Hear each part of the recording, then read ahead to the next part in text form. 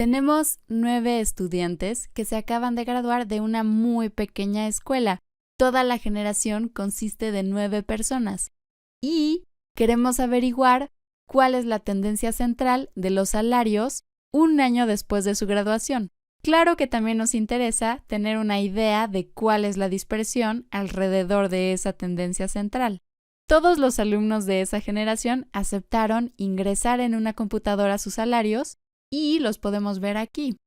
Ahora, no es que estén ganando 35 pesos al mes. Aquí lo que tenemos son cuántos miles de pesos ganan al semestre. Así es que esta persona gana 35,000 pesos al semestre. Esta gana 50,000, 50,000, 50,000, 56,000, 60,000, 60,000, 75,000.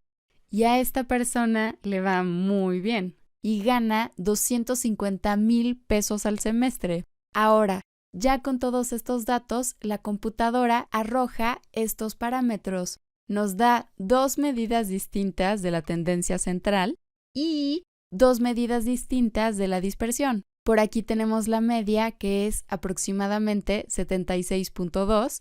La calculadora calcula la media, que es aproximadamente 76,2, sumando todos los valores y dividiéndolo entre el número de datos que tenemos. En este caso es 9. Y por acá tenemos la mediana, que es 56, la cual es mucho más fácil de calcular.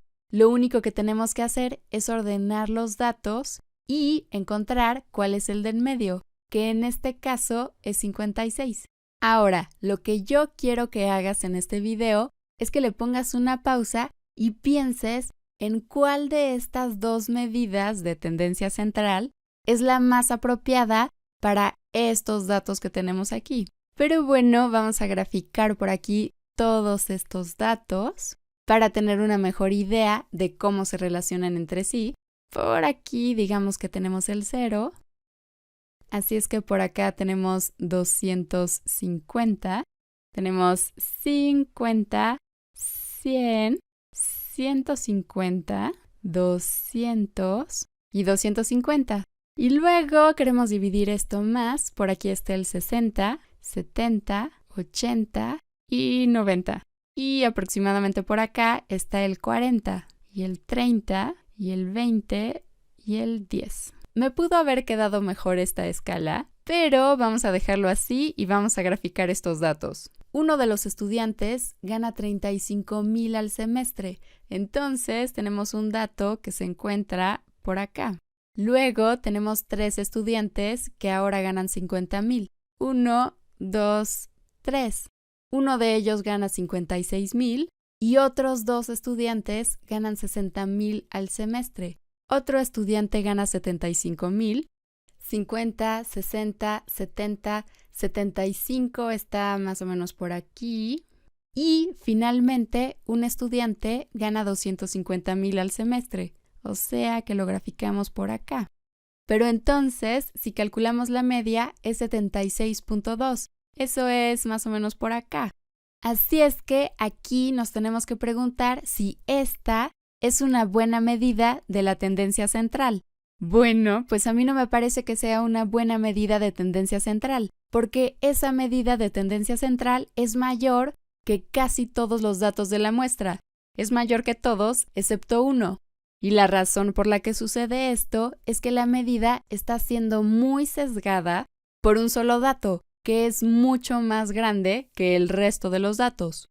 Este dato de 250,000 al semestre está demasiado alejado del resto de los datos, por lo que está influyendo demasiado sobre la media. Y este es un fenómeno que podemos encontrar bastante seguido. Cuando tenemos, por ejemplo, los salarios de algunas personas, sí, muchos datos se encuentran por acá, entre 50, 35, 60, 75, pero con un dato que se encuentre excesivamente alejado del resto de los datos, una persona que esté ganando 250,000 modifica demasiado la media, hace que sea una media sesgada, porque aquí estamos sumando todos estos valores y dividiéndolos entre el número de valores sumados. Por eso es por lo que influye tanto. Y en este tipo de casos, donde tenemos valores que podrían modificar demasiado a la media, la mejor medida de tendencia central es la mediana. La mediana 56 está justo en este lugar y es una medida de tendencia central mucho mejor.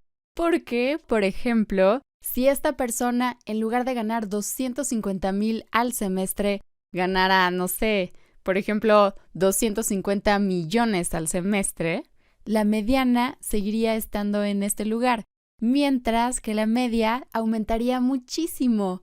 Estaría muy sesgada esta media por este valor. Pero la mediana se quedaría en exactamente el mismo lugar, porque a la mediana no le importa qué tan grande es este número. Podría ser 250 y 100 ceros a la derecha.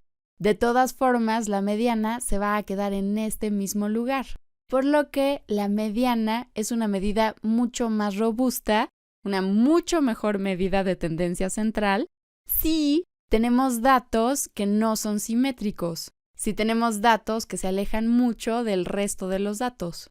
La media es una muy buena medida si tienes datos más o menos simétricos.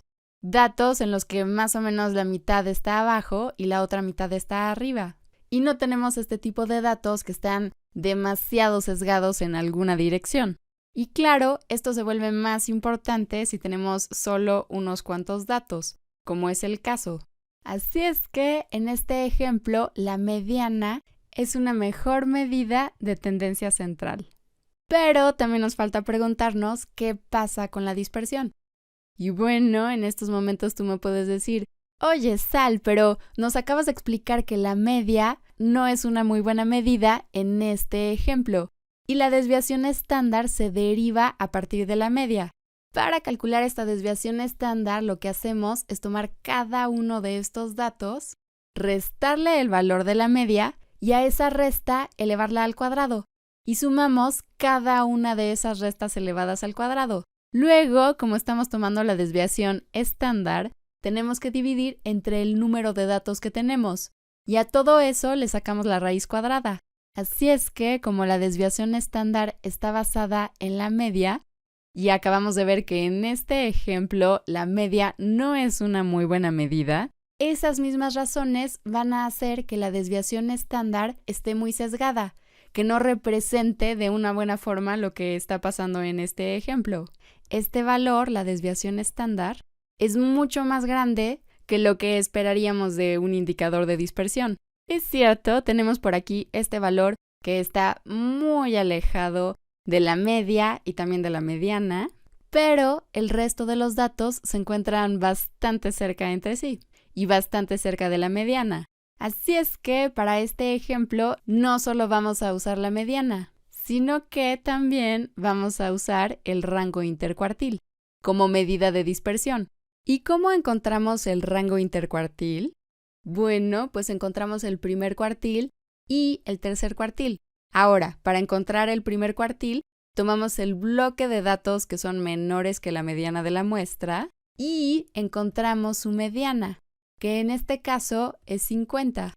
Y luego por acá, el tercer cuartil es la mediana del bloque de datos mayores a la mediana de la muestra. Por aquí tenemos 60 y 75, entonces la mediana de este grupo es 67.5. Y listo, la resta es el rango intercuartil. Ahora, si alguna de estas cosas no te pareció completamente clara, tenemos muchos videos acerca de cómo calcular la media, la desviación estándar, la mediana, el rango intercuartil y todos los cuartiles. Y en esos otros videos lo vemos con mucho detalle. Aquí simplemente estamos haciendo un repaso. Pero bueno, la diferencia entre estos dos es 17.5. Así es que ese es nuestro rango intercuartil. Ahora, aquí es una muy buena idea observar que este rango intercuartil, esta distancia de 17.5, no cambia por más que modifiquemos este valor de 250. Así es que estas dos medidas, la mediana y el rango intercuartil, son las medidas más robustas si tenemos un conjunto de datos que está un poco sesgado.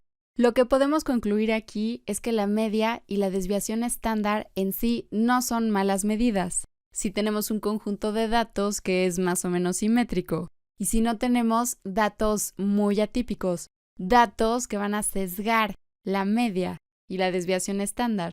En esas condiciones, la media y la desviación estándar pueden ser medidas muy útiles. En esas buenas condiciones, la media y la desviación estándar son medidas muy sólidas. Sin embargo, si tenemos un conjunto de datos con datos que son tan atípicos como este, y si tenemos tan poquitos datos, la mediana y el rango intercuartil son medidas mucho más útiles.